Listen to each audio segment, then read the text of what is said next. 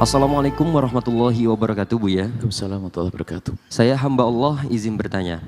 Saya seorang pekerja proyek, baju saya sering kotor. Lokasi pekerjaan jauh, kurang lebih 3,5 km. Ditempuh waktu 35 menit hanya jalan kaki. Lokasi di tengah hutan dan persawahan, hanya bisa dilewati orang. Kendaraan roda 2 tidak bisa. Saya sering sholat terlambat akibat faktor tersebut. Saya sering mengkodok sholat zuhur karena pulang sore jam 4. Apakah saya boleh menjamak kedua sholat tersebut? Kalau bolak-balik, saya terus terang capek Buya, karena jalan kaki terus. Mohon solusinya Buya, agar saya tidak khawatir lagi. Tolong jawabannya Buya. Terima kasih. Wassalamualaikum warahmatullahi wabarakatuh. Waalaikumsalam warahmatullahi wabarakatuh. Anda ini istimewa. Anda ini istimewa.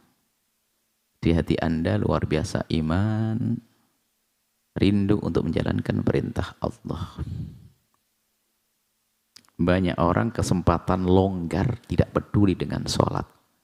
Na'udzubillah. Tapi Anda rindu untuk bisa melakukan sholat. Sampai Anda bertanya, hadapan kami semua yang menyaksikan acara ini, yang hadir, yang mendengar, yang menyaksikan, semuanya punya hati seperti Anda yang bertanya ini. Rindu untuk melakukan sholat. Cuman kurangnya adalah, sudah Anda sempurnakan. Kurangnya Anda adalah kurang ilmu dan Anda sudah bertanya, berarti Anda sempurna. Maka ilmunya akan kami beri. Pertama, baju kotor itu tidak najis. Anda boleh sholat dengan baju yang penuh dengan oli, lumpur, debu, tepung, karena kerja di pasar, dan sebagainya. Karena najis sangat terbatas. Najis itu adalah kencing, kotoran manusia, darah, dan bangkai, ada 7 yang kita sebutkan. Jadi Anda bisa sholat dengan baju Anda. 1. Dan Anda tidak harus pulang ke rumah untuk melakukan sholat. Dimanapun tempat yang halal diizinkan, misalnya tempat kerja Anda, di atas lumpur sekalipun, Anda boleh sholat. Nggak perlu Anda berjalan 3,5 kilo. Dan tidak harus Anda mengqadha, Anda bisa tepat waktu dengan baju yang Anda pakai. Atau kan lebih tenang lagi, Anda siapkan baju khusus untuk sholat. Taruh di situ, jangan dibawa pulang lagi untuk sholat. Kalau hanya untuk sholat saja, biarpun dicuci sebulan sekali nggak akan kotor, kan hanya untuk sholat. Dan baju untuk sholat nggak usah macam-macam, cukup yang menutup pusat Anda dan lutut. Sarung tok sudah sah. Sarung Anda lipat di perut Anda, turun ke lutut, selesai. Yang perlu dihadirkan kemudahan. Adapun Anda bisa berwudu dengan hanya segelas air. Yang Anda minum itu biasanya mungkin 3 gelas, Anda kurangi, Anda minum 2 gelas. Yang penting Anda tidak kehausan, aman. Segelasnya buat berwudu bisa. Segenggam dibasuhkan di wajah, sudah selesai. Segenggam lagi di tangan, segenggam tangan, selesai. Rambut, madhab Syafi'i, sedikit. Rambut yang ada di kepala. Setelah itu kaki, selesai. Jadi ini ilmunya. Dan ilmunya sudah Anda sempurnakan sendiri, yaitu dengan bertanya. Sebab betul kami sampaikan kepada siapapun, sering. Banyak di sana di pasar, di sawah, orang meninggalkan sholat.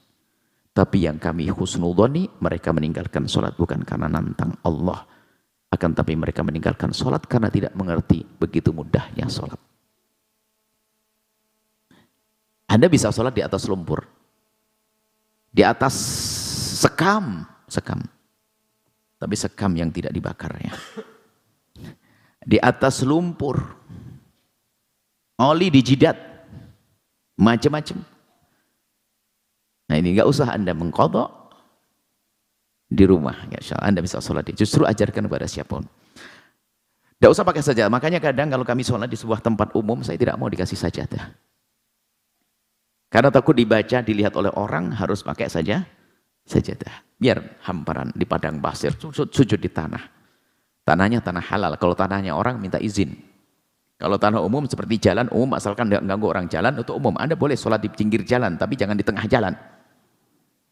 Jalan milik umum, Anda boleh memanfaatkan untuk duduk minum kopi, juga boleh untuk sholat. Baik, yang nggak boleh adalah gosop tanahnya orang tiba-tiba sholat. Nah, ini minta izin, Pak, saya mau sholat sebentar. Oke. Bahkan ini pertanyaan juga terjadi bukan seperti Anda. Buya, saya kerja di negeri kafir sana. Kalau sholat pasti saya akan kena sanksi macam-macam. Saya sholatnya, bagaimana kalau saya sholat di toilet? Anda sholat di toilet. Bawa plastik yang sekiranya ukur 0,5 meter kali 1,5. Setelah itu Anda lipat di atas. Di toilet sholat. Mudah sholat itu. Yang bikin susah adalah gurunya. Kalau ada orang tidak bisa sholat, yang perlu disalahkan adalah ustadznya. Gimana cara ngajarinya? Kalau sholat, ingat. Kalau ada orang tidak bisa sholat, yang salah gurunya. Makanya berguru ke siapa ini? Kok tidak bisa sholat? Kan begitu. Atau bang tidak pernah berguru. Insya Allah setelah ini Anda akan sholat. Mudah sholat ya. Jangan dipersulit. Insya Allah Anda istimewa. Anda hebat. Anda insya Allah termasuk ahli surga yang berjalan di atas bumi. Wallahu a'lam bishawab. Sahabat Al-Bahjah TV, setelah menyaksikan video ini, jangan lupa bersolawat kepada baginda Nabi Muhammad. Shollu ala Nabi Muhammad. Allahumma sholli alaihi wa ala alihi wa sahbihi.